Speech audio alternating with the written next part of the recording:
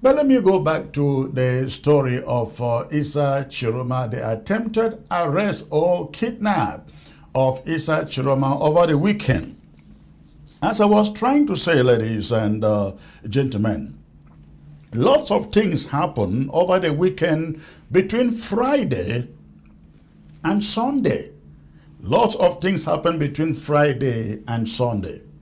Now, by Friday, last Friday, Issa Tchiroma had left his compound in Garouai and was living in a different location which they felt was more secure because the Cameroon authorities had been monitoring him in his compound until last Friday. So he and his team agreed that the right thing to do was to move out of the compound, get to a location that is more seclusive so that nobody can locate him. So from there they can plan what goes on. In fact, it was from this new hiding location that they plan and announce the ghost towns, which I believe are currently going on the ground. So, however, the regime in Yaoundé was monitoring all the phones, tracking all the phones, and I mean all of his phones. Until then, now we learned that Issa Tchiroma had stopped using any of those phones. They had dumped the old phones, resorted to new phones, but somehow on Friday, he decided to use one of the old phones, not knowing that it was being tracked. He decided to use one of the old phones, not knowing that all the phones were being tracked. So the moment he made the call on that phone on Friday, La République du Cameroun operatives tracked his location to somewhere inside Nigeria. Now, the moment they located Issa Tchiroma somewhere in Nigeria, of course, northern Nigeria in that matter, La République du Cameroun operatives called on Nigerian security forces in that locality and instructed them that one very dangerous criminal was hiding at this so and so location. They wanted the Nigerian security operatives to go to that location where Issa Tchiroma was hiding, pick him up, and then once they pick him up, the Nigerian security will then hand him over to the Cameroon security in the style of the Naira 11, Sissoko and the others. You remember that in the case of Sissoko, Tasang Wilfred and the others, they were picked up in Abuja by the Nigerian military. The moment they were picked up, they were taken to detention centers. And 1 or 2 weeks after, because I actually flew to Nigeria, as many of you know, to find out what was going on. So, 2 weeks after they were picked up, overnight they flew them to Cameroon, where they are in jail, in prison, as I speak. They wanted to do the same thing with Issa Tchiroma last weekend, either to pick him up and kill him.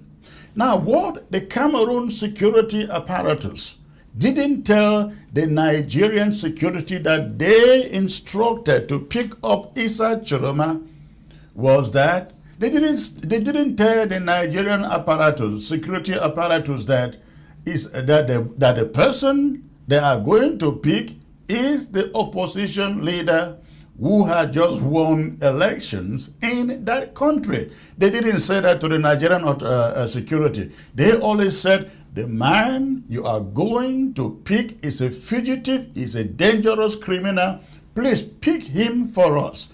The moment you pick him, he is in custody. Let us know. We will send an helicopter to pick him up to Yaoundé. That was the plan.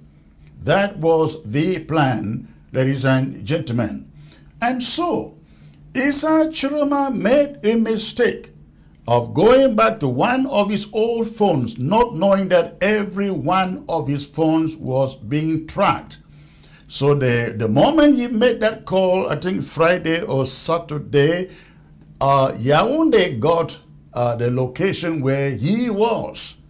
And once they get the location he was, they called Nigerian security in that community, told them there was a Cameroonian fugitive, very dangerous criminal who was hiding in their community. They want them to pick him up. They want Nigerian security to pick up Issa Tchiroma. And so, ladies and gentlemen, Saturday, Nigerian security got a truckload of the army and the police, and they went to this compound that where Issa Tchiroma was staying. And my understanding, as I'm being told from sources within, they got to the compound. Issa was home with some visitors and the wife. They met the wife. Issa, I think there was, according to my understanding, was that there was no way they were going to get out of that compound without being noticed at that moment, because they came in the truck. 4 of them, heavily armed, walked into the house, while the rest stayed out, I guess, to make sure that nobody leaves. So 4 heavily armed soldiers or police went in. They couldn't find Issa Tchiroma. The wife was in the kitchen. They walked to the wife and demanded to see Issa Tchiroma. And while they were still talking to the wife, Issa Tchiroma, in the moment of courage, walked out to them and said, "Hey, I am here. You are looking for me? I am here." And so it was then they picked him up, took him away, interrogated him, and this is where the surprise came in. These Nigerian securities are picking somebody they were told was or is a very dangerous criminal. A very dangerous criminal. Now they started interrogating him. They started interrogating Issa Tchiroma. So they asked him, "Who are you?" To their surprise, the surprise of the Nigerian security, Issa Tchiroma said, he responded, "I am Issa Tchiroma, the opposition leader in Cameroon and winner of the last October 12th election." The Nigerian security, they were shocked. They were shocked that they were having in their possession Issa Tchiroma. Of course, they already have heard about him, that he won elections in Cameroon. They couldn't believe that he was the one in their custody. And so the Nigerian security called their authorities and told them who they have with them, arrested under the instructions of Cameroon. You have to understand that Cameroon and Nigeria being neighboring countries, if Nigeria reports to Cameroon that, "Hey, a fugitive from our land is hiding in so and so place in your territory, help us pick him up and send him over here," Cameroon will do that. So the same thing, Cameroon calls Nigeria and say, "Hey, a fugitive, a dangerous criminal of ours is hiding in your community. This is where he is. We want you to pick him up." The Nigerian authority will do that. So that was what the Nigerian police did. They picked up Tchiroma and they had him they heard him, interrogated him, only to find out this is the opposition leader, the man who had just won elections in Cameroon. But they were told he is a dangerous criminal, a very dangerous criminal. That is what the Nigerian police was told by Cameroon operatives. So, what happened from there? My sources say Nigerian authorities were called from that community where they were holding, from the police or the military holding Issa Tchiroma, they called their bosses. I don't want to say where or who they called, but just know that they called their bosses and told them what was going on.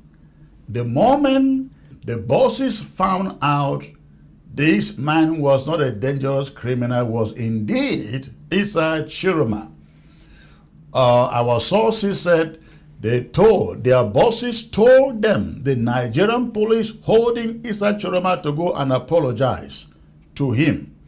They should go and apologize to him. And I don't want to talk about the other part, the rest of the story, for security reasons.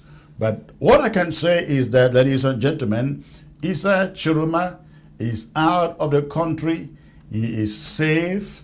He is planning, as of this evening, I think by now they are holding a meeting to discuss what next.